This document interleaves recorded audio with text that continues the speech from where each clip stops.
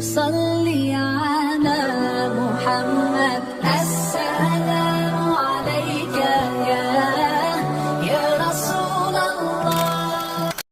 الحمدللہ رب العالمین والصلاة والسلام علی سید المرسلین، اما بعد فاعوذ باللہ من الشیطان الرجیم، بسم اللہ الرحمن الرحیم۔ الصلاة والسلام علیک یا رسول اللہ وعلی آلک واصحابک یا حبیب اللہ۔ الصلاة والسلام علیک یا نبی اللہ وعلی آلک واصحابک یا نور اللہ۔ میرے پیارے اسلامی بھائیوں اور مدنی چینل کے ناظرین، درود پاک پڑھنے کے بے شمار فضائل و برکات ہیں۔ مصطفیٰ جان رحمت صلی اللہ تعالی علیہ وسلم کے بہت سارے فرامین ہمیں فضائل درود میں ملتے ہیں۔ اگر میں آج آپ سے ایک ریکویسٹ کروں یا ایک بات کہوں کہ جناب یہ بتائیے کہ آپ مسلمان ہونے کی حیثیت سے اپنی زندگی میں کیا کیا خواہشات رکھتے ہیں؟ ایک مسلمان اپنی دنیا کیسی دیکھنا چاہتا ہے، اپنی آخرت کیسی دیکھنا چاہتا ہے؟ کبھی اکیلے میں بیٹھ کر لسٹ بنائیں کہ دنیا میں کیا چاہتا ہوں، موت کے وقت کیا چاہتا ہوں، قیامت کو کیا چاہتا ہوں۔ اور اب میں آپ کو کچھ مختلف حدیثوں کا، یوں سمجھیے کہ مجموعہ کہہ لیں، عطر کہہ لیں، اس کا خلاصہ کہہ لیں، میں پیش کرنے جا رہا ہوں کہ درود پاک پڑھنے والے کو کیا کیا ملتا ہے۔ علماء بیٹھے ہیں، تقریباً ہر ہی میرے جملے کے پیچھے کوئی حدیث یا کوئی روایت ہوگی، تو آپ کو اندازہ ہو جائے گا کہ یہ کیسا کمال کا وظیفہ ہے۔ میں جو کہتا جاؤں دل خوش ہو تو سبحان اللہ کہتے جائیے گا۔ اگر آپ چاہتے ہیں کہ آپ کی روزی میں برکت ہو تو درود پاک پڑھیے۔ اگر آپ چاہتے ہیں کہ بیماریاں دور ہو جائیں تو درود پاک پڑھیے۔ آپ چاہتے ہیں آپ کی ٹینشن ریلیز ہو جائے، آپ درود پاک پڑھیے۔ آپ چاہتے ہیں ذلت و رسوائی سے بچیں تو درود پاک پڑھیے۔ آپ چاہتے ہیں آپ کی عزتوں میں اضافہ ہو جائے تو درود پاک پڑھیے۔ آپ چاہتے ہیں کہ مرتے وقت کلمہ نصیب ہو اور نبی پاک کا دیدار ہو جائے تو درود پاک پڑھیے۔ بلکہ آپ یہ چاہتے ہیں کہ قبر میں بھی نور مصطفیٰ سے میری قبر جگمگائے تو درود پاک پڑھیے۔ قیامت کے دن نبی پاک کے پرچم تلے اٹھنا چاہتے ہیں تو درود پاک پڑھیے۔ آقا کے ہاتھوں جام کوثر پینا چاہتے ہیں تو درود پاک پڑھیے۔ بلکہ سنیے، آقا کے ساتھ جنت میں داخل ہونا چاہتے ہیں تو درود پاک پڑھیے۔ مدینے جانا ہے تو درود پاک پڑھیے۔ خواب میں سرور کائنات علیہ الصلوۃ والسلام کی زیارت کرنی ہے تو درود پاک پڑھیے۔ مجھے بتائیے کچھ اور بچ گیا ہے زندگی میں؟ اور کچھ چاہیے ہیں؟ اور کیا چاہیے ہمیں؟ روزی میں برکت ہو، ذلت و رسوائی سے بچوں، بیماریاں اتر جائیں، ٹینشن ریلیز ہو، اللہ عزتوں میں اضافہ کرے، کلمے والی موت ملے، آقا کا دیدار ہو اور جنت میں بھی نبی پاک ساتھ لے جائیں، جب تک زندہ رہوں مدینے جاتا رہوں۔ اس کے علاوہ تو بچتا ہی کوئی نہیں ہے نا مسلمان کے لیے۔ اب ماشاءاللہ علماء بیٹھے ہیں، آپ ان سے پوچھیں کہ یہ ساری فضیلتیں ہیں احادیث میں اور روایات میں درود پاک پڑھنے والے کے لیے موجود ہیں، پھر بھی ہم درود پاک نہیں پڑھتے، پھر بھی ہم اس کو اپنا وظیفہ نہیں بناتے۔ اگر درود پاک کو ہم اپنا، اس کو کہتے ہیں نا کہ چابی ہے، یہ اٹ از اے کی آف سکسیس، کامیابی کی چابی ہے، ہر پرابلم دور کرنے کی چابی ہے، تو پلیز درود پاک کو حرز جہاں بنائیے۔ چلتے پھرتے اٹھتے بیٹھتے جتنا ہو سکے درود پاک پڑھتے رہا کریں۔ بلکہ وہ شاعر بہت خوبصورت بات لکھتے ہیں کہ ہر درد کی دوا ہے صلی علی محمد، ہر درد کی دوا ہے صلی علی محمد، تعویذ ہر بلا ہے صلی علی محمد۔ تو ہمارا تو کام یہ ہے کہ بس کسی پرابلم میں پڑھتے رہیں انشاءاللہ، بلکہ پرابلم آنی نہیں ہے اگر آپ درود پاک کثرت سے پڑھ رہے ہوں گے۔ میرے پیارے اسلامی بھائیوں، آج جس موضوع پہ میں نے بات کرنی ہے وہ بڑا سینسٹیو اور بڑا اہم ٹاپک ہے۔ ہم نارملی اپنی زندگی میں بہت ساری چیزوں کی حفاظت کرتے ہیں۔ چیز جتنی قیمتی ہوتی ہے اس کی حفاظت بھی ہم اس قدر زیادہ کرتے ہیں۔ نارمل سا موبائل جیب میں ہو تو فکر نہیں ہوتی، قیمتی موبائل ہو تو بندہ ہر تھوڑی دیر بعد ہاتھ لگا رہا ہوتا ہے جیب میں، ہے نا۔ گاڑی قیمتی ہو تو بندہ لاک کر کے، بعض اوقات ڈرائیور کھڑا کر کے آتا ہے۔ پیسے تھوڑے سے ہوں تو جیب میں رکھتا ہے، زیادہ ہو تو لاکر میں یا بینک میں رکھتا ہے۔ جتنی چیز قیمتی ہوتی چلی جاتی ہے، ہمارا کانشیس لیول بھی، جو ہمارا حفاظت کا ذہن بھی بڑھتا چلا جاتا ہے۔ ہماری زندگی میں ہماری نیکیوں کی، ہمارے اعمال کی کتنی اہمیت ہے، کبھی ریئلائز کیا آپ نے؟ اول تو شیطان ہمیں نیکیاں کرنے نہیں دیتا، وہ چاہتا ہی نہیں ہم نیکیاں کریں، اور اگر کوئی نیکیاں کر لیتا ہے تو پھر اب اگلا وار شیطان کا یہ ہوتا ہے کہ کسی طرح اس کی نیکی برباد کرا دی جائے، اس کی نیکی ڈیلیٹ کروا دی جائے۔ ذرا اس کو ایک میں آپ کو یوں سمجھے کہ صورتحال آپ کے سامنے رکھتا ہوں، جس سے آپ کو یہ بات اور سمجھنے میں آسانی ہو جائے گی، پھر میں اپنے ٹاپک کی طرف آؤں گا۔ کہ ایک شخص تھا اور اس کے یہاں بچی کی ولادت ہوئی۔ ماں باپ کے یہاں جب بچی پیدا ہوتی ہے تو ماشاءاللہ محبت بھی لوگ کرنے والے کرتے ہیں، اور پھر اس کی پلاننگ بھی کرتے ہیں کہ بچی جب بڑی ہوگی تو میں نے اس کی خیر خواہی کرنی ہے، اس کی شادی کرنی ہے۔ تو اس شخص نے سوچا کہ کیوں نہ میں اپنی بچی کی شادی کے لیے، اس کے اچھے مستقبل کے لیے کچھ پیسے جمع کروں۔ اس نے ایک گھر میں صندوق بنایا اور روزانہ کے، مثال کے طور پہ سمجھاتا ہوں کہ روزانہ کے 100 روپے یا 200 روپے وہ اس صندوق میں ڈالنے لگا۔ اس نے کہا 20 سال میں تو پتہ نہیں کتنے پیسے ہو جائیں گے، سارے کام آسان ہو جائیں گے۔ 100 روپے 200 روپے روز ڈالتا تھا۔ کبھی کبھی جی چاہتا تھا کوئی اچھی چیز خریدے، کوئی باہر کا کھانا کھائے، مگر کہتا نہیں، بچی والے پیسے ڈالنے۔ اپنے دل کو مارتا رہا اور پیسے ڈالتا رہا۔ 20 ایئرز، 20 سال گزر گئے، صندوق بھر گیا۔ اس نے سوچا صندوق تو بھر گیا ہوگا، اب بچی بھی بڑی ہو گئی، کہا اب تو اس کی شادی کرنی ہے۔ اور اب اس والد نے اس باکس کو کھولا، سارے گھر والوں کو جمع کیا کہ آؤ میری 20 سال کی جو جمع پونجی ہے آج اس کو مل کے کاؤنٹ کرتے ہیں، ہزاروں لاکھوں روپے ہوں گے۔ جیسی صندوق کھولا نا، اس کا دل ہل گیا کہ ہوا یہ تھا کہ صندوق لکڑی کا تھا، اس میں کہیں سے ایک سوراخ ہو چکا تھا، اور اس سوراخ سے دیمک اندر آئی، اور اس کی 20 سال کی جو کمائی تھی وہ سارے نوٹ وہ دیمک کھا چکی تھی۔ مجھے صحیح بتائیں، اپنے آپ کو اس کی جگہ رہ کر سوچیں کہ جس نے 20 سال تک اپنے پیٹ کاٹ کر، اپنی خواہشوں کو مار کر اپنی بچی کے لیے پیسے جمع کیے، اور جب 20 سال بعد اس کو خرچ کرنے کا موقع آیا، اس کو تکلیف کتنی ہوئی ہوگی کہ یار سب ختم، اب میں کہاں سے لاؤں گا؟ یہ تکلیف یقیناً بہت زیادہ ہے۔ مگر میں آج جس ٹاپک پر بات کرنا چاہتا ہوں نا، دیکھیں 20 سال بعد بھی کسی سے پیسے تو ادھار لے سکتا ہے نا، دوبارہ کما سکتا ہے، کچھ نہ کچھ سولوشن کر سکتا ہے۔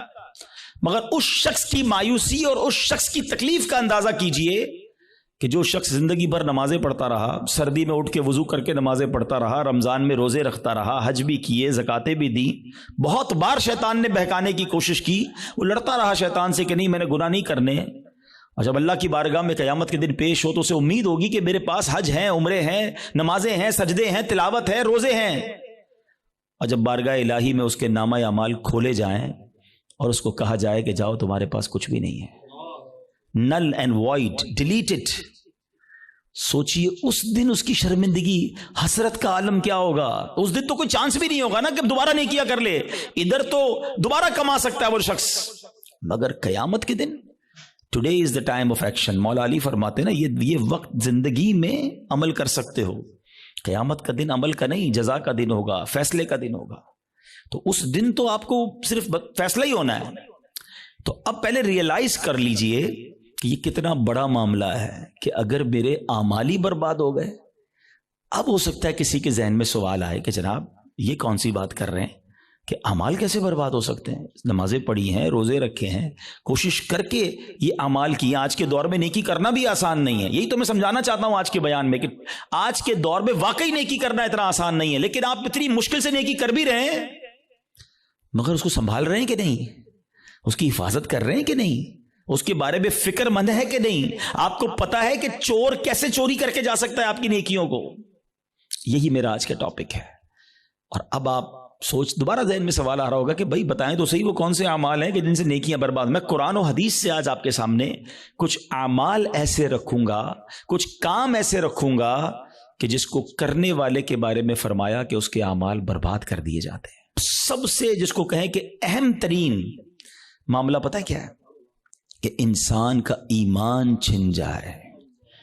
جس کا ایمان چلا گیا نا، اب اس کا کوئی عمل اس کے کام نہیں آئے گا، چاہے اس کی زندگی سجدوں سے بھری ہوئی ہو، چاہے اس نے بہت نمازیں پڑھی ہوں، ساری زندگی روزے رکھے ہوں، ایمان نہیں تو کچھ بھی نہیں۔ اور یہ بات قرآن کہتا ہے، اللہ کا کلام کیا فرماتا ہے سنیے.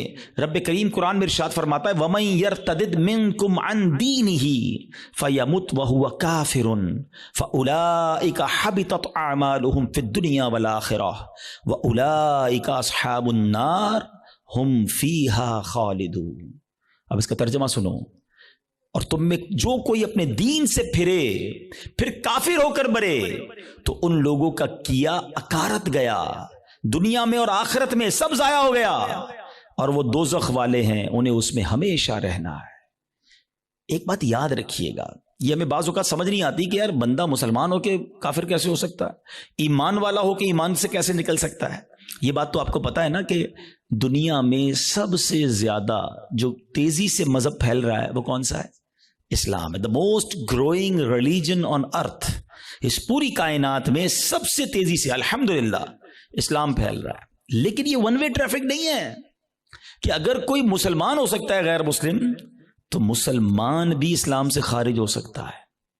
ٹھیک ہے، ایک حدیث پاک سناتا ہوں تاکہ یہ بات اور کلیئر ہو جائے گی. حدیث پاک کا مضمون ہے نبی پاک علیہ الصلوۃ والسلام نے فرمایا کہ اولاد آدم مختلف طبقات میں، مختلف کیٹیگریز میں پیدا کی گئی ہے. 4 کیٹیگریز، 4 قسم بیان کی نبی پاک نے. فرمایا ایک پہلی قسم وہ ہے کہ بعض مومن پیدا ہوتے ہیں، ایمان والی زندگی گزارتے ہیں اور ان کا خاتمہ بھی ایمان پر ہوتا ہے. ہم اللہ سے دعا کرتے ہیں کہ اللہ اس کیٹیگری میں ہمیں شامل رکھے، کیونکہ اللہ نے مسلمان ماں باپ دیے، ایمان والی زندگی دی ہے، اللہ ایمان والی موت عطا فرمائے. لیکن سیکنڈ کیٹیگری نبی پاک نے فرمایا کچھ لوگ کافر گھرانے میں پیدا ہوتے ہیں، حالت کفر پر زندہ رہتے ہیں اور حالت کفر پر ہی ان کی موت ہوتی ہے. بہت بڑی تعداد میں ایسے لوگ ہیں جو غیر مسلموں کے یہاں پیدا ہوتے ہیں، کفر والی زندگی گزارتے ہیں، کفر پر بھی مر جاتے ہیں. تیسری کیٹیگری سنو، اللہ کے نبی فرماتے ہیں کچھ لوگ کافر پیدا ہوتے ہیں، کافروں والی زندگی گزارتے ہیں، مگر ان کا خاتمہ ایمان پر ہو جاتا ہے نا. کئی لوگ جو مرنے جو دنیا میں مسلمان ہو رہے ہیں یہ کیا ہے؟ کافر تھے نا، غیر مسلم تھے، کلمہ پڑھا مسلمان ہو گئے. بڑی اچھی بات ہے. مجھے ایک واقعہ یاد آ گیا. ہانگ کانگ میں دعوت اسلامی والے جو تھے وہ ہمارے مبلغین کسی مریض کی عیادت کے لیے ہاسپٹل میں گئے. دعوت اسلامی کے تو طریقہ کار میں بھی شامل ہے اور ہمیں بھی جانا چاہیے، مریض کی عیادت سنت ہے. تو وہ لوگ وہاں عیادت کرنے گئے تو برابر میں بستر پر ایک 70 سال کا ہانگ کانگ میں ایک بوڑھا شخص غیر مسلم وہ بھی لیٹا ہوا تھا، علاج کروانے آیا تھا. جب وہ واپس جانے لگے اس نے اشارہ کیا ذرا ادھر آئیے گا. وہ ادھر گئے تو کہا تم لوگ کون ہو؟ چہرے پہ داڑھی تھی، سر پہ امامہ تھا. کہا مسلمان ہیں. کیوں آئے تھے؟ کہا ہمارا ایک دوست ہے وہ بیمار تھا، اس کو دیکھنے آئے تھے. اچھا مسلمان کیا ہوتا ہے، اسلام کیا ہوتا ہے؟ 7 8 10 منٹ بات چیت ہوئی. اسلامی بھائیوں نے اس کو دعوت دی کہ آپ بھی مسلمان ہو جائیں. ہسپتال کے بستر پر وہ بوڑھا شخص کلمہ پڑھ کر مسلمان ہو گیا. مگر اس سے بڑھ کر جو جس کو کہتے ہیں نا ایمان افروز بات یہ تھی کہ اگلے چند گھنٹوں بعد اس کا انتقال بھی ہو گیا. یعنی اس کے مقدر میں ایمان تھا تو اسپتال کے بستر پر بھی اس تک ایمان پہنچ گیا. یہ حدیث کا جو تیسرا حصہ ہے نا، سمجھو کہ کچھ لوگ کافر گھرانے میں پیدا ہوتے ہیں یا کافر ہوتے ہیں، پیدا ہی کافر کفر پر ہوتے ہیں، پوری زندگی کفر پر گزرتی ہے، مگر ان کا خاتمہ ایمان پر ہوتا ہے. اب نبی پاک علیہ الصلوۃ والسلام نے فرمایا چوتھی کیٹیگری یہ وہ لوگ ہوتے ہیں جو مسلمان گھرانے میں پیدا ہوتے ہیں، مومن پیدا ہوتے ہیں، اسلام والی زندگی گزارتے ہیں، مگر ان کا خاتمہ کفر پر ہوتا ہے. یہ چوتھی کیٹیگری ڈرانے والی ہے. اس سے سمجھنا ہوگا کہ ہمارے پاس کوئی گارنٹی نہیں کہ میں ایمان سلامت لے کر جاؤں گا. ایک بڑی پیاری حدیث بچے کو یاد ہے، انما الاعمال بالنیات، ہے نا، اعمال کا دار و مدار نیتوں پر. ایک اور حدیث ہے انما الاعمال بالخواتیم، اعمال کا دار و مدار خاتموں پر ہے. خاتمہ ٹھیک ہونا ضروری ہے. ہم اس کی تو میں سے بہت ساروں کو تو فکر ہی کوئی نہیں کہ یار اچھا اس کی بھی فکر کرنی ہے، اس پر بھی کوئی بات کرنی ہے، اس کی بھی کوئی سیکیورٹی کرنی ہے. سوچئے نا. اچھا پھر اب یہ حدیث آپ نے سن لی، قرآن کی آیت سن لی، صحابہ نے بھی سنی، اولیاء نے بھی سنی، خود نبی پاک کا ایٹیٹیوڈ کیا تھا.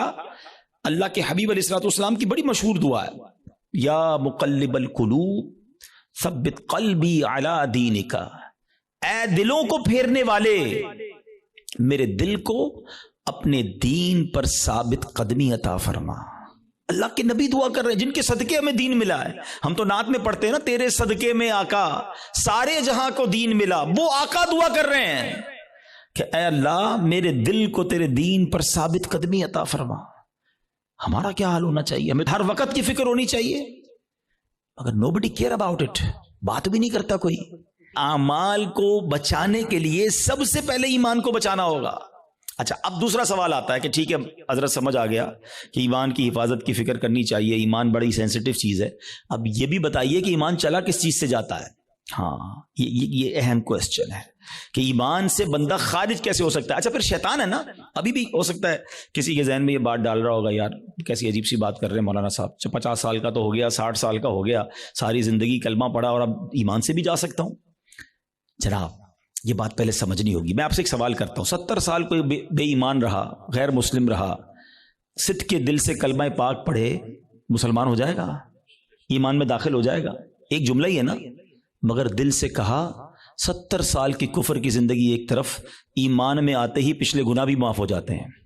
تو کیا کوئی 70 سال مسلمان رہ کر کوئی ایک جملہ ایسا کہہ دے ہیں معاذ اللہ، اللہ کی توہین کا، اللہ کے نبی کی توہین کا، اسلام کی توہین کا، جس کو کفریہ کلمات کہے جاتے ہیں، تو وہ بھی اسلام سے خارج ہو سکتا ہے. تو سب سے پہلے تو زبان کی احتیاط ہے. Think before you talk. بات کرنے سے پہلے سوچو میں کیا بول رہا ہوں، یہ کہیں اس گفتگو میں میرا ایمان تو غارت نہیں ہو جائے گا. تو آج یہ خیال ہی نہیں ہے. اب اس میں بڑی بڑی سازشیں ہوئی ہیں، فلموں کے گانے ایسے بنائے گئے، کامیڈی شو ایسے بنائے گئے، یہ کامیڈینز یا فلموں کے گانے یا جناب دوستوں میں ہنسی مذاق، کبھی دوزخ کا مذاق، کبھی جنت کا مذاق، کبھی معاذ اللہ فرشتوں کا مذاق. ہماری لمٹ ہے، ہم مسلمان ہیں، ہماری باؤنڈری ہے. لوگ کہتے ہیں یار ریڈ لائن ہوتی ہے. بھائی ریڈ لائن مسلمان کی یہ ہے کہ وہ ان باتوں پر گفتگو نہیں کر سکتا، اس کا مذاق نہیں اڑا سکتا. ایک حد ہے ہماری نا، ہم جو چاہیں منہ میں بول دیں گے.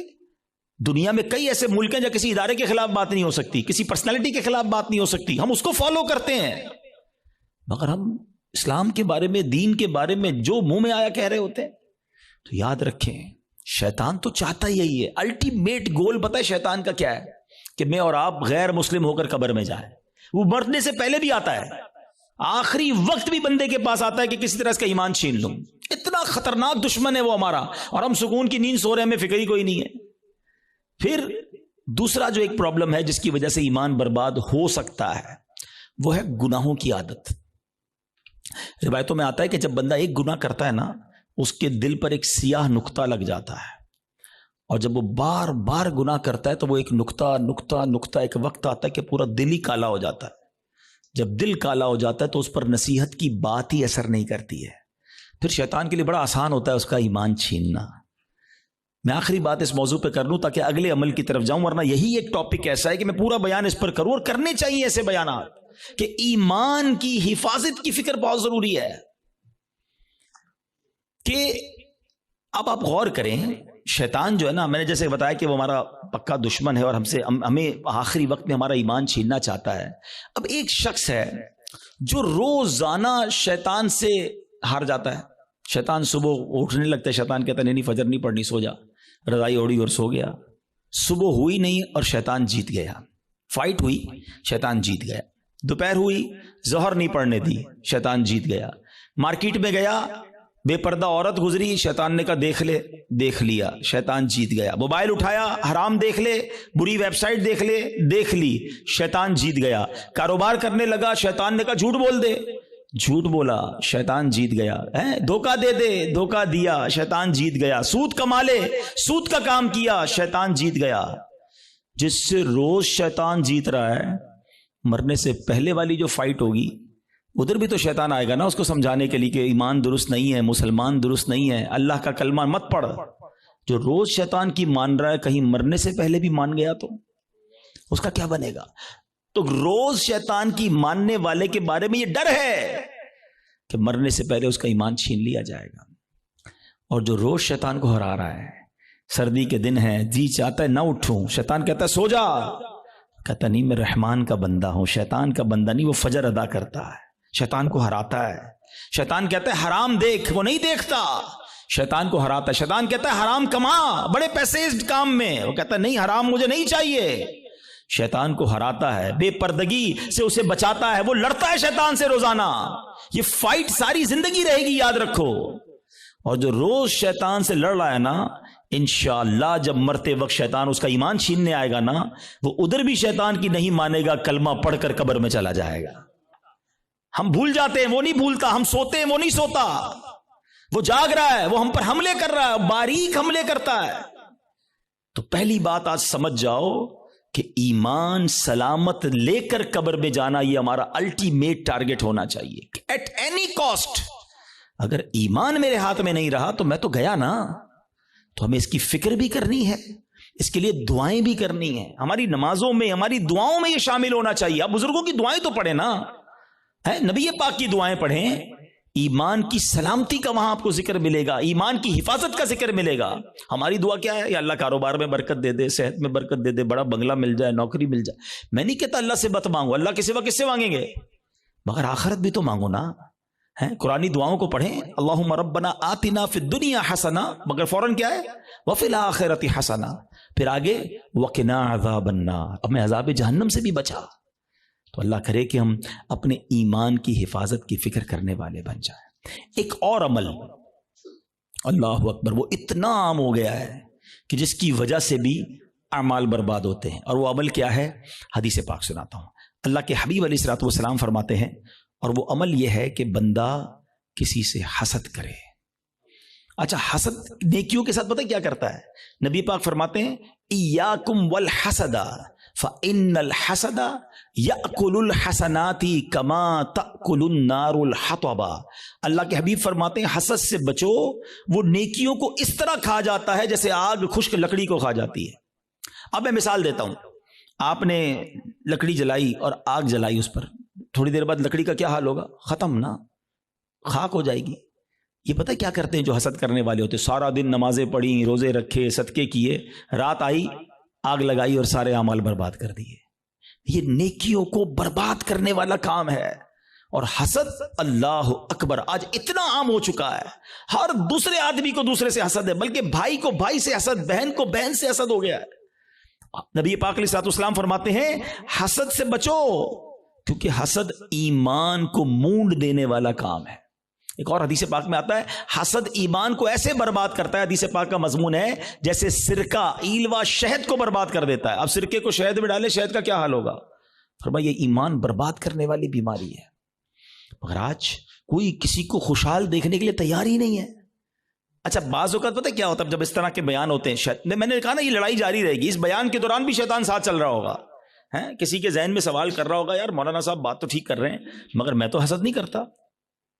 وہ آپ کو یہ سب کلیریفائی کر رہا ہے کہ بات ٹھیک ہے مگر میں تو حسد نہیں کرتا۔ نہیں، ایسے نہیں شیطان کو حملہ کرنے دیں گے، آج مقابلہ کریں گے انشاءاللہ، ٹھیک ہے؟ اب میں آپ کو کچھ سمٹمز بتاتا ہوں، کچھ نشانیاں بتاتا ہوں کہ جس کی وجہ سے آپ کو یہ ریئلائز ہوگا کہ میں حسد کرتا ہوں کہ نہیں کرتا۔ پہلے تو حسد کی تعریف کیا ہے یہ سمجھ لو۔ حسد کی تعریف یہ ہے، the definition of jealousy، کہ اگر کسی شخص کو کوئی نعمت ملے تو میرا دل یہ چاہے کہ یہ نعمت چھن کر مجھے مل جائے یا کم از کم اس کی برباد ہو جائے۔ یہ حسد ہے، یہ جہنم میں لے جانے والا کام ہے، حرام۔ حسد کی ایک جائز صورت بھی ہے، اس کو حسد نہیں کہتے، اس کو ہماری اردو زبان میں رشک کہتے ہیں، عربی میں غبطہ کہتے ہیں۔ وہ کیا ہے کہ جب کسی کو نعمت ملے تو بندہ کہے یا اللہ اس کو دیے مجھے بھی دے دے۔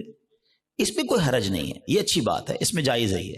لیکن جو دوسری والی سائیڈ ہے وہ بہت زیادہ بڑھ گئی ہے، ٹھیک ہے؟ پہلے تعریف پتہ چل گئی، اب کچھ نشانیاں بتاتا ہوں، چیک کر لیتے ہیں۔ اگر ٹھیک ہے میرے اندر نہیں تو پھر صحیح ہے، پھر تو اللہ کا شکر ہے میرا دل صاف ہے۔ اگر گڑبڑ ہے تو پھر علاج بھی بتاؤں گا۔ اب پہلے تو لیبارٹری ٹیسٹ کر لیتے ہیں ایک دوسرے کا۔ چیک کیجئے آپ کی لائف میں کوئی ایسا ہے۔ اچھا، یہ ایک اور پہلے بات بتا دوں، حسد جو ہے نا ہوتا ہی اس سے جس کو ہم جانتے ہیں، جس سے تعلق ہوتا ہے، جس سے تعلق نہیں اس سے حسد نہیں ہوتا۔ ہمیں فیصلہ آباد میں رہ کر برازیل کے کسی شخص سے حسد نہیں ہو سکتا، ہم جانتے ہی نہیں اس کو، پتہ نہیں کیا کر رہا ہے۔ حسد کس سے ہوگا؟ یا تو کسی دوست سے ہوگا، یا کسی رشتہ دار سے ہوگا، یا اپنی فیلڈ کے کسی بندے سے ہوگا۔ آپ کاروبار کرتے ہیں نا، کسی کاروباری اپنے کسی کاروباری سے ہو جائے گا، اپنے کسی رشتہ دار سے ہو جائے گا، اپنے کسی دوست سے، اپنے کسی قریب پڑوسی سے ہو سکتا ہے، جس کے ساتھ آپ کا انٹریکشن ہے نا، آپ اس سے حسد کر سکتے ہیں۔ اب چیک یہ کرنا ہے کہ میں کسی سے حسد کرتا ہوں کہ نہیں، ٹھیک ہے؟ میں نے آپ کو باؤنڈری بتا دی ہے۔ اب میرا لیبارٹری ٹیسٹ کہہ لیں، مدنی لیبارٹری ٹیسٹ کرتا ہوں۔ اب میں آپ کو 2-3 ایگزامپلز بتاتا ہوں، اپنے آپ سے خود ہی سوال کریں، مجھے جواب نہیں دینا، آپ نے اپنے آپ سے ہی سوال کرنا ہے۔ پہلا سوال، دنیا میں کوئی ایک بندہ ایسا ہے, یا عورت بھی ہو سکتی ہے, رشتہ دار بھی ہو سکتی ہے, کہ یار جب بھی اسے کوئی خوشی ملتی ہے نا, نعمت ملتی ہے, ترقی ملتی ہے, دولت ملتی ہے, شہرت ملتی ہے, تو مجھے پرابلم ہوتا ہے, مجھے مزہ نہیں آتا. پہلا سوال اپنے دل میں جواب رکھیے گا, مجھے بس بتائیے گا. دوسرا سوال, کوئی ایسا ہے کہ جب اس کی تعریف میرے سامنے ہوتی ہے تو مجھے ذرا بھی مزہ نہیں آتا. میں کہتا ہوں کوئی اور بات کرو نا یار, اس کا ذکر کیوں کر رہے ہو ہیں؟ ایسا ہوتا ہے نا کبھی کبھی ہمارے سامنے کسی کی تعریف کرتے ہیں, وہ بھائی نہیں یار ان کا کاروبار بہت آگے بڑھ گیا, یار وہ تو بڑے مشہور ہو گئے, ہاں ہاں ان کو تو بڑے لوگ عزت دیتے ہیں, یار اس کی بات چھوڑو یار, کوئی اور بات کرو. اگر کوئی ایسا ہے کہ اس کے بارے میں جب مجھ سے کوئی بات کرتا ہے اور یہاں پین فیل ہوتا ہے, میں بات بدلتا ہوں. دس از دا سیکنڈ کوسچن. ٹھیک ہے, یہ دوسرا ٹیسٹ ہے. اب تیسرا ٹیسٹ ہے, کوئی ایسا ہے کہ جب اس کا نقصان ہو جائے, بدنام ہو جائے, اس کا پیسہ برباد ہو جائے, معاذ اللہ اس کی فیکٹری میں آگ لگ جائے, اس کا گھر تباہ ہو جائے, یا اس کے گھرانے میں کوئی جھگڑا ہو جائے, اس کی فیملی تتر بتر ہو جائے, تو اندر ہی اندر خوشی ہوتی ہے, ہاں یار اب مزہ آیا, ہاں میں تو چاہتا یہی تھا یہ برباد ہو جائے. These are the 3 symptoms. یہ 3 سوال ہیں آپ سے, جواب مجھے کوئی نہ دے, اپنے دل سے پوچھو. اگر کسی کے بارے میں ان تینوں میں سے کوئی ایک بھی کیفیت ہے نا, تو پھر حسد اور کس کو کہتے ہیں؟ جناب آپ بیمار ہو چکے ہیں, ڈاکٹر کہتا ہے نا آپ کے ٹیسٹ کے بعد شوگر ہو گئی ہے بھائی, بلڈ پریشر ہو گیا, اب ہن احتیاط کرو, تو تسی ہن احتیاط کرو, تواڈے دل وچ حسد آ گیا ہے. اگر ان تینوں میں سے کوئی ایک بات کا جواب ہاں میں آ رہا ہے, اور کوئی بندہ یا کوئی رشتہ دار عورت یا فیملی کا کوئی ممبر ذہن میں آ رہا ہے, آپ کو پتا ہے اتنا مکار ہے شیطان, بہن کو بہن سے حسد کرا دیتا ہے. کیسے؟ ایک بہن خوشحال ہے اپنے سسرال میں, دوسری بیچاری غریب ہے, اب اس کے دل میں ڈال دے گا یہ ترقی کر رہی ہے, میں پیچھے رہ گئی, برباد. نیکیاں اچھا جس سے حسد کر رہے ہیں نا, ہم اس کا بگاڑ کچھ نہیں سکتے. ایک اور بات سن لینا, آج حسد اتنی خطرناک بیماری ہے کہ حسد ہو گیا تو جل خود ہی رہا ہوں میں, اس کا کچھ نہیں بگڑ رہا, وہ ترقی کیے جا رہا ہے, نہ رات کو نیند آ رہی ہے, اسی کے بارے میں سوچی جا رہا ہوں, دل الگ جل رہا ہے. قیامت کی آگ تو الگ ہے, ابھی سے دل جل رہا ہے. یہ اتنی خطرناک بیماری ہے. حسد کے دنیاوی سمٹمز بتاؤں آپ کو, ہمیں بہت سارے لوگ ملتے ہیں, آ کر کان میں کہتے ہیں, کبھی پرچی دیتے ہیں, نیند نہیں آتی, سکون نہیں ہے, میں سوچتا بہت ہوں. جس کو بھی یہ پرابلم ہے نا, چیک کر لے اس نے کسی نہ کسی کا حسد پالا ہوا ہے, کیونکہ وہ ترقی کیے جا رہا ہے, تمہاری نیند اڑتی جا رہی ہے, تم سوچتے ہی اس کے بارے میں ہو. پرابلم ہوتی ہے یار, ایک اور فیکٹری, ایک اور بنگلہ لے لیا, ایک اور کوٹھی لے لی, ایک اور گاڑی لے لی. ارے بھائی لے لی تو تمہیں کیا پرابلم ہے؟ اتنی خطرناک یہ بیماری ہے کہ چین نہیں لینے دیتی بندے کو. یہ سوچئے گا, یعنی اس کے دنیاوی نقصان بھی ہے نا, میں اپنی فیملی سے ڈسٹرب ہو گیا, میں اپنی لائف سے ڈسٹرب ہو گیا کیونکہ میں نے کسی کا حسد دل میں پال لیا. یار اس کو تو میرے محلے میں کوئی نہیں جانتا تھا, آج یہ پوری دنیا میں پاپولر ہو گیا, اس کو اتنی عزت کیسے مل گئی, میں بھی تو ایک. اچھا یہ پتہ ہے صرف عام لوگوں میں نہیں, یہ علماء میں حسد ہو جاتا ہے, نعت خوانوں میں آپس میں حسد ہو جائے گا. جو جس فیلڈ کا ہوگا نا, ہم جس فیلڈ کے, ہمیں اپنی فیلڈ والے سے حسد ہو سکتا ہے. اچھا اس کا بیان اتنا اچھا ہو گیا, اس کی آواز اتنی اچھی ہو گئی, شیطان مردود. کہ کوئی خوبصورت ہوتا ہے اس سے حسد ہو جاتا ہے, بہت ساری چیزوں سے حسد ہوتا ہے, دولت سے, شہرت سے, خوبصورتی سے, طاقت سے, اقتدار سے, کوئی بھی نعمت ملے. اچھا اب سمر ٹیسٹ ہو گیا, لیبورٹری ٹیسٹ کا رزلٹ اپنے پاس ہی رکھیے گا, ٹھیک ہے.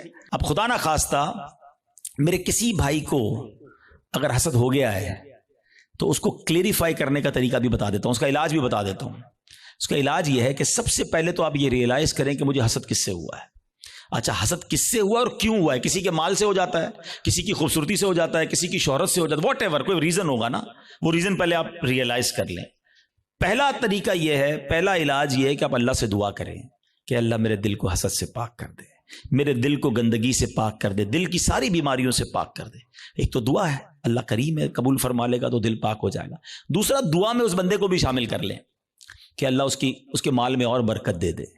اگر وہ اس کے حسن سے پرابلم ہے, اللہ اس کے حسن میں اور برکت دے دے. اس کی شہرت سے پرابلم ہے, اللہ اس کی شہرت میں اور برکت دے دے.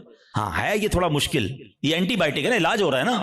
اب آپ جب کسی کے لیے دعا کریں گے نا کہ یا اللہ اس کے مال میں اور برکت دے دے, اور تھوڑے دنوں بعد آپ کو کوئی بندہ آ کے بتائے گا یار اس کی ایک اور فیکٹری لگ گئی, تو آپ کہیں گے میں بھی تو دعا کرتا تھا پر لگنی تھی فیکٹری. تیسرا طریقہ ایک اور ہے حسد سے نکلنے کا, کہ جس سے حسد ہوا ہے نا اس کو تحفہ دے. حدیث پاک کا مضمون ہے تحفہ دو محبت بڑھے گی. ہاں لیکن یہ بتا کے مت دینا کہ بھائی تیرے سے حسد ہو گیا تھا تحفہ لے کر آئے ہوں مولانا صاحب نے کہا تھا اور گل خراب ہو جائے گی. تو بتانا نہیں اس کو, ہاں بتانا چلے اس کو.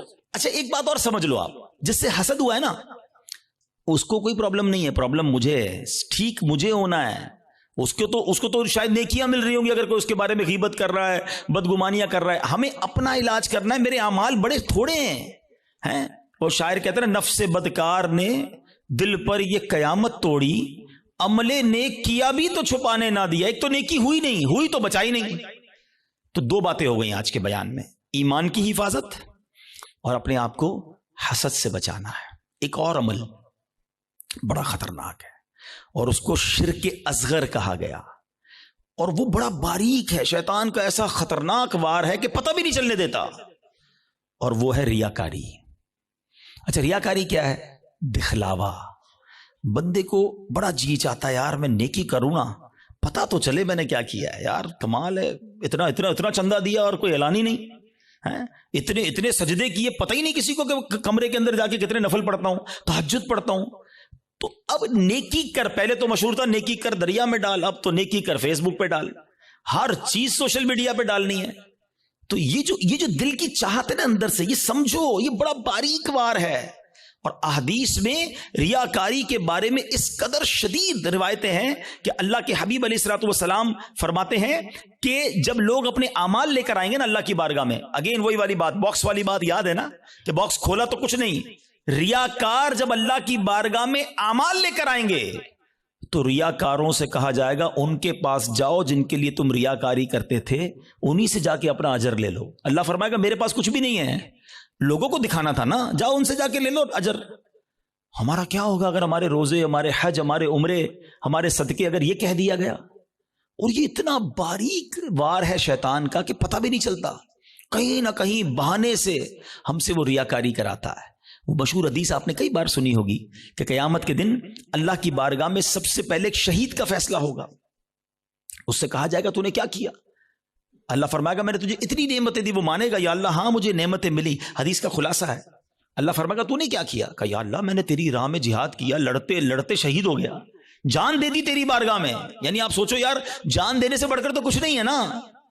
مگر اللہ کی طرف سے کیا ارشاد ہوگا؟ تو جھوٹا ہے, تو نے اس لیے یہ عمل کیا کہ تجھے بہادر کہا جائے, مجاہد کہا جائے, تجھے کہہ لیا گیا. اے فرشتوں اس کو جہنم میں ڈال دو, شہید جہنم میں. کیوں؟ نیت اللہ کی رضا کی نہیں تھی نا, شہرت کی تھی, لوگوں کو پتا چلے. اب اللہ کی بارگاہ میں ایک سخی لایا جائے گا.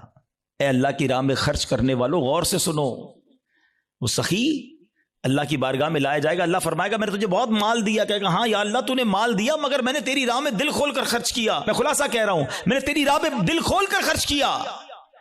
ارشاد ہوگا کہ تو جھوٹا ہے, تو نے اس لیے کیا کہ تجھے سخی کہہ لیا جائے.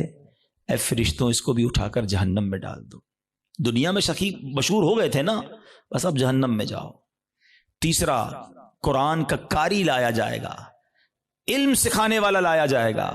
اللہ کہے گا تجھے اتنی نعمتیں دی. وہ کہے گا ہاں مولا نعمتیں ملی, میں تو لوگوں کو علم پڑھاتا تھا, تیرا دین پڑھاتا تھا, قرآن پڑھاتا تھا.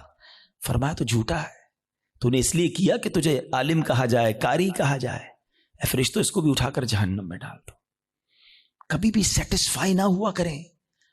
Please try to understand. شیطان مردود پہلی کوشش یہ کرتا ہے ہماری نیکیاں نہ ہوں, اور دوسری کوشش یہ کرتا ہے کہ اچھا نیکیاں کر لی نا, اب اس کو نل اینڈ وائڈ کیسے کروں, ڈیلیٹ کیسے کرواؤں, ضائع کیسے کرواؤں. ادھر ہم مار کھا جاتے ہیں, ادھر ہم سوچتے ہی نہیں ہیں.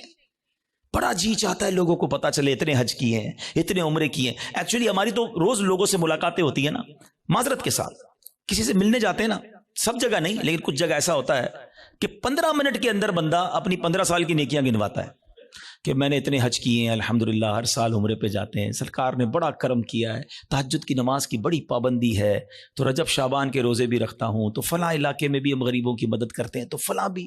بندہ کہ بھائی صاحب کس نے پوچھا تھا یہ سب آپ سے؟ ہم نے تو طبیعت پوچھی تھی آپ کی, آپ نے طبیعت کے جواب میں پوری لسٹ نکال کے دے دی. اچھا اب ذرا میں چوٹ کرنے کے لیے کہہ رہا ہوں کہ جو بندہ 15 سال پرانا حج یاد رکھے ہوئے ہے, اس کو آج صبح جو جھوٹ بولا ہے وہ یاد ہے؟ تھوڑی دیر پہلے موبائل اٹھا کر حرام دیکھا وہ یاد ہے؟ آدھے گھنٹے پہلے غیبت کی تھی وہ یاد ہے، آج دن میں کئی گناہ ہوئے وہ یاد نہیں، اور 20 سال 25 سال پرانی نیکی یاد ہے جو بار بار لوگوں کو بتائی جا رہا ہوں.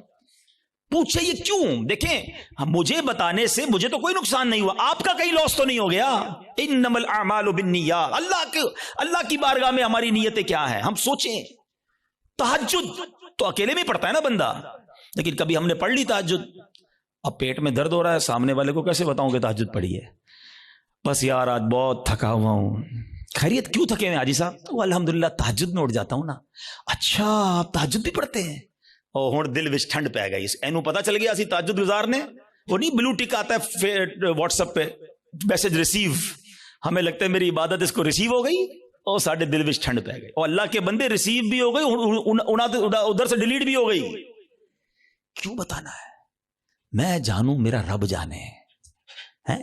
یہ سمجھو بات کو، یہ بڑی باریک شیطان کا وار ہے. مسجد میں چندہ دیں، امام صاحب کو اسپیشل پرچی جاتی ہے، ذرا حاجی صاحب کے لیے اعلان کریں، ذرا کولر لگایا حاجی صاحب نے، مسجد کے پنکھے فلاں حاجی صاحب نے لگائے، قالین فلاں حاجی صاحب نے. کیوں؟ آپ قالین لگا دیں، رب ثواب دینے والا ہے. میں ہر کسی اچھا اب اگین میں دیکھیں ہر اپنے ٹاپک میں شیطان کا ایک وار بھی انکلوڈ کر رہا ہوں. ابھی شیطان پتہ ہے کیا وار کر رہا ہوگا؟ ہائے ہائے اتنا مردود ہے نا. یہ اس بیان میں بھی ہمیں کوئی اور بندہ یاد دلا رہا ہوگا، یہ عبدالحبیب بھائی صحیح کہہ رہے ہیں، یہ فلاں آدمی ہے نا مسجد میں اعلان کرواتا ہے، وہ فلاں آدمی ہے نا نیکیاں بڑی بتاتا ہے، وہ ہمیں کوئی اور یاد دلا رہا ہوگا. ہمیں اپنے بارے میں فیصلہ نہیں کرنے دے گا. ہمارے پاس کوئی پیرامیٹر نہیں ہے کہ ہم کسی کو ریاکار کہہ سکیں، کیونکہ اگر نیکی کوئی اعلانیہ اس لیے کر رہا ہے کہ لوگوں کو ترغیب ملے تو اس کو ثواب ہے. کیا ہے انما الاعمال بالنیات. میں اپنے دل کو تو چیک کر لوں، ہم اپنے دل کو سب چیک کریں، رائٹ لیفٹ نہیں دیکھنا. کہ میں جب اعلان کرنے کی سوچتا ہوں، میں جب واٹس ایپ یا فیس بک پہ لگاتا ہوں، میں جب دوستوں کو بتاتا ہوں قرآن اتنا پڑھا، تلاوت اتنی کی، بس یار آج آفس پہ غریب بندہ آیا تھا بڑا پریشان تھا، میں نے تو یار اس کو فوراً 25,000 روپے دے دیے، یہ کس لیے کہا؟ اگر اچھی نیت ہے تو ٹھیک ہے، ورنہ ہم جانتے ہیں کہ سامنے والا کہے اچھا ماشاءاللہ یار اللہ آپ کو سلامت رکھے. پلیز شیطان کے وار کو سمجھو. میں نے آپ کے سامنے حدیث رکھی ہے کہ شہید جہنم میں جائے گا، وہ شہید جو جہاد کر رہا ہے مگر دکھاوے کے لیے کر رہا ہے، وہ سخی جہنم میں جائے گا جو کروڑوں لاکھوں روپے خرچ کر رہا ہے مگر دکھاوے کے ساتھ کر رہا ہے اللہ کے لیے. ایک چپتا ہوا سوال کر کے اگلے ٹاپک کی طرف جاتا ہوں. اپنے آپ سے میں بھی سوال کرتا ہوں، میں خود اپنے آپ سے بھی سوال کرتا ہوں. میرے اور آپ کے پاس ایسی کتنی نیکیاں ہیں جو فقط میں جانوں اور میرا رب جانے؟ کبھی اکیلے میں سوال کرنا اپنے آپ سے کہ کسی کو نہیں پتا، دنیا میں کسی کو نہیں پتا، بس میں جانوں میرا رب جانے. ثواب تو اس سے ہی لینا ہے نا، جنت میں تو اسی نے مجھے داخل کرنا ہے اپنے کرم سے، میں کیوں دنیا والوں کو بتاؤں؟ اچھا پھر اخلاص، ریاکاری کے اگینسٹ کیا ہے؟ اخلاص. اخلاص کی تعریف پتہ ہے کیا ہے؟ آئے ہائے ہائے علماء بھی کمال کرتے ہیں، ایک جملے میں گلی مکا دیتے ہیں. کہتے اخلاص کی تعریف یہ ہے جس طرح تم اپنے گناہوں کو چھپاتے ہو نا، اس طرح اپنی نیکیوں کو چھپاؤ. ہم میں سے کوئی چاہتا ہے میری خطائیں پتہ چلیں کہ میں نے کل کیا گناہ کیا، پرسوں کیا کیا؟ نہیں نہیں نہیں، کسی کو میری خطا نہیں پتہ چلنی چاہیے. ہم چھپاتے ہیں مگر نیکیاں سب کو پتہ چلنی چاہیے. سمجھو اس وار کو شیطان کے. تیسرا عمل میں نے بتا دیا آپ کو، ریاکاری. چوتھا عمل جو اس سے ملتا جلتا ہی ہے، وہ بھی اعمال برباد کرنے والا عمل ہے، اور وہ ہے خود پسندی. انسان جو ہے نا اپنے اندر اپنے آپ کو بہت کچھ سمجھنے لگتا ہے. حدیث پاک میں آتا ہے خود پسندی 70 سال کے عمل کو برباد کر دیتی ہے. آئے ہائے میں 70 سال نمازیں پڑھوں، 70 سال روزے رکھوں، صدقے خیرات کروں، اور ایک خود پسندی میرے سارے اعمال برباد کر دے. ایک بزرگ کے بارے میں آتا ہے، اپنے بچے کے ساتھ کہیں سفر پر جا رہے تھے. تو جب سفر پر جا رہے تھے تو سرائے خانہ آیا، رات کو سو گئے قافلے والوں کے ساتھ. باپ بیٹے اٹھے اور تہجد کی نماز پڑھی. جب تہجد پڑھی نا تو بیٹے نے ابو کو کہا ابو یہ کیسے لوگ ہیں، سارے سوئے ہوئے ہیں، کوئی بھی نہیں اٹھا تہجد کے لیے. تو والد نے بیٹے کو بڑا کمال کا جواب دیا کہ بیٹا تو بھی سویا رہتا تو اچھا ہی تھا. سمجھائی بات؟ یہ جملہ بڑا کمال کا ہے. آپ تہجد پڑھ کر دوسروں کو حقیر سمجھنے لگے نا، اور اپنے آپ کو میں نے تہجد پڑھی، دیکھو یار یہ سب سو رہے ہیں. یہی تو خود پسندی ہے کہ اپنے آپ کو کچھ سمجھ رہے ہیں، اس کا اپنا ہی کمال سمجھ رہے ہیں، اللہ کی عطا نہیں سمجھ رہے اسے. خود پسندی نہیں آنی چاہیے. 70 سال کے عمل برباد کرنے والا میں نے عمل آپ کے سامنے رکھا ہے. اب میں آخری بات ایسے بہت سارے اعمال ہیں، لیکن ظاہر ایک بیان میں سارے تو نہیں ڈسکس کر سکوں گا نا. میں کوشش کروں گا یا کوشش کر رہا ہوں کہ وہ اعمال زیادہ ڈسکس کروں جو بہت زیادہ پینیٹریٹ کر گئے، وہ ہمارے درمیان آ چکے ہیں اور ہماری نیکیاں برباد ہو رہی ہیں اس سے. Try to understand, try to secure your good deeds. اچھے اعمال کو بچانے کی فکر کرو نا، ہے ہی تھوڑے اور وہ بھی برباد ہو گئے تو بنے گا کیا میرا. اور اب وہ کیا ہے؟ وہ قرآن کہتا ہے.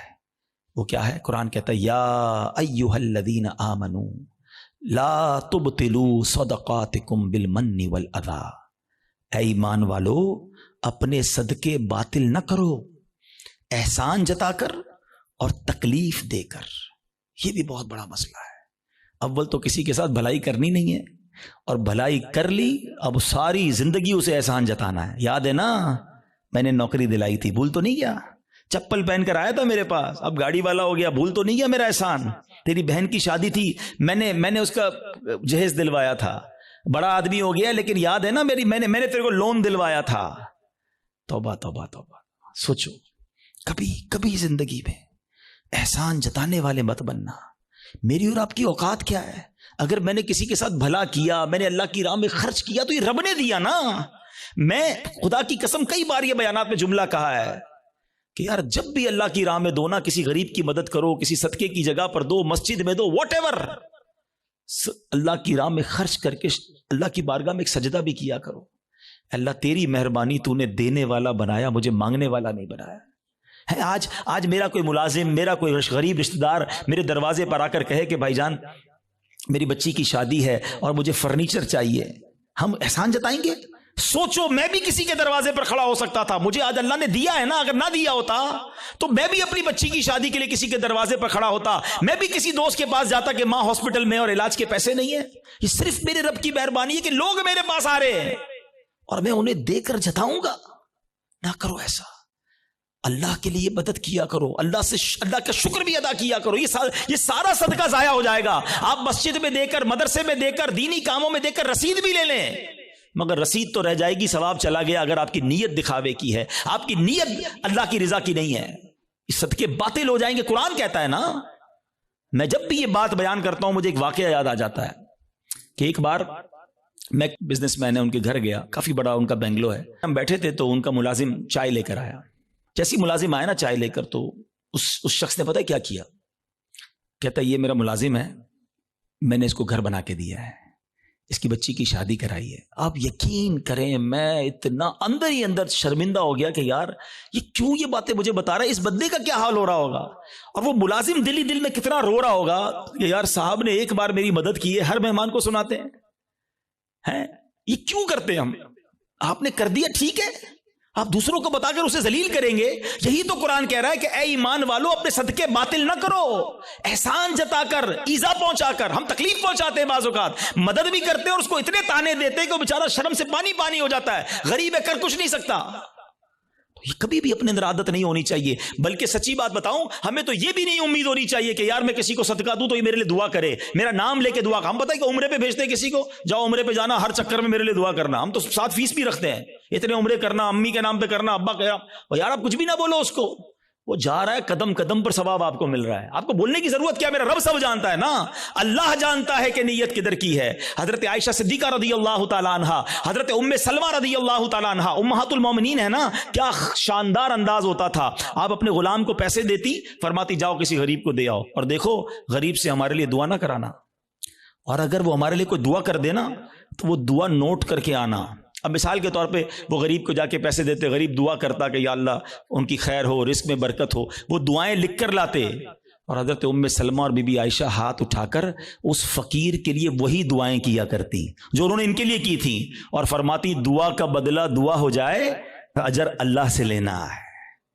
سبحان اللہ، کیا انداز ہے.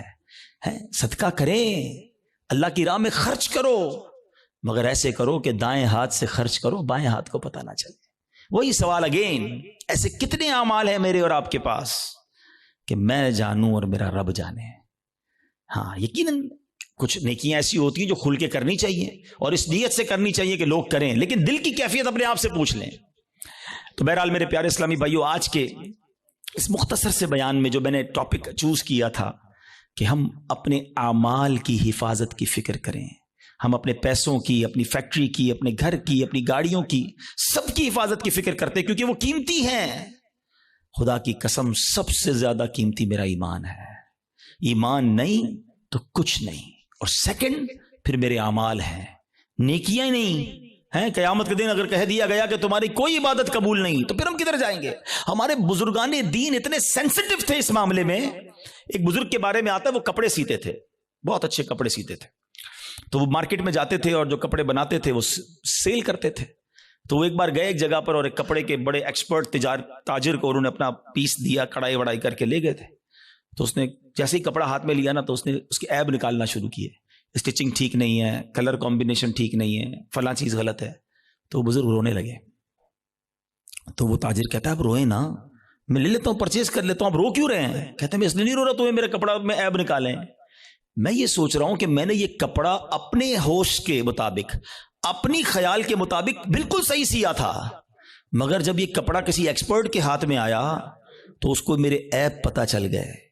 میں نے اپنی سوچ سے نمازیں ٹھیک پڑھی ہیں، اپنے حساب سے صدقے ٹھیک کیے ہیں، میں نے عمرے اور حج ٹھیک کیے ہیں، لیکن قیامت کے دن جب یہ اعمال اللہ کی بارگاہ میں پیش ہوں گے اور ادھر سے کہہ دیا گیا تیرے سجدوں میں اخلاص نہیں ہے، تیرے صدقوں میں اخلاص نہیں ہے، تیری عبادت میں ذوق نہیں ہے، تیری نیتیں اچھی نہیں ہوں گی، تو میرا کیا بنے گا؟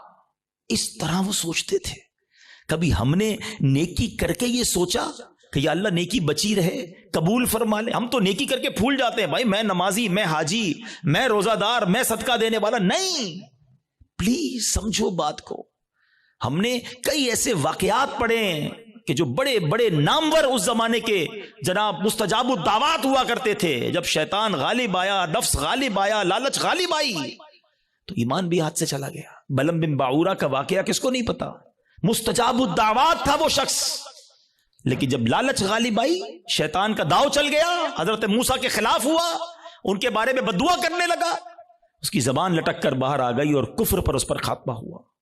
ہمیں ڈرنا ہے، دعائیں مانگنی ہیں، اور یہ خوف ہمیں صحابہ میں نظر آتا ہے۔ ہاں، سیدنا ابو بکر صدیق، حضرت عثمان غنی، حضرت مولا علی، بی بی فاطمہ، بی بی عائشہ رضی اللہ عنہ، ان کے واقعات تو پڑھیں۔ یہ تنکا اٹھا کر کہا کرتے تھے کاش میں تنکا ہوتا انسان نہ ہوتا۔ کیوں کہتے تھے؟ کہ اللہ کی بارگاہ میں پیش ہوا اور وہاں میرا ایمان نہ چلا جائے، میرے اعمال برباد نہ ہو جائیں۔ تو بہرحال میرے پیارے اسلامی بھائیوں، یہ فکر میں آج کے بیان میں پیش کرنا چاہتا تھا۔ حسد سے بچنا ہے، نیت کر لیں انشاءاللہ۔ ہم نے احسان جتانے سے اور دکھلاوے سے بچنا ہے، خود پسندی سے بچنا ہے، اور سب سے مین جو پہلا میرا ٹاپک تھا، ایمان کی حفاظت کی فکر کرنی ہے۔ ایمان کے ڈاکو گھوم رہے ہیں، یقین کریں، اور وہ ایسا ڈاکو ہے شیطان کے نظر بھی نہیں آتا۔ اور ڈاکو تو نظر آتے ہیں نا، پولیس والا آپ کھڑا کر لیں گے، آپ کو دل کے آگے پیچھے پہرے دار بٹھانے ہوں گے۔ پہرے دار کون ہیں؟ آپ نے نماز پڑھ کے پہرے دار بٹھانا ہوگا، آپ نے کلمہ پاک کا ورد کرنا ہوگا۔ اچھا، یہ بھی بڑا پرابلم ہے، سب کی تمنا کیا ہے؟ یا اللہ مرنے سے پہلے، مرتے وقت کیا نصیب کرنا؟ کلمہ نصیب کرنا۔ آج دن میں کتنی بار کلمہ پڑھا ہے؟ یہ چیک کرو نا۔ مرتے وقت سب کو کلمہ چاہیے، زندگی میں پڑھو نا۔ اور یہ بات بڑی عجیب بتانے جا رہا ہوں، ایک بزرگ کا جملہ میں بھولتا نہیں ہوں۔ وہ کہتے ہیں اپنی زبان کو کلمے کا عادی بناؤ تاکہ جس دن زبانیں بھاری پڑیں گی اس دن تمہاری زبان سے کلمہ جاری ہو جائے۔ موت کے وقت نا زبان بھاری ہو جاتی ہے، مگر ہم کئی ہفتے ہو گئے کلمہ نہیں پڑھا ہم نے۔ کتنی تسبیحاں پڑھی کلمے کی؟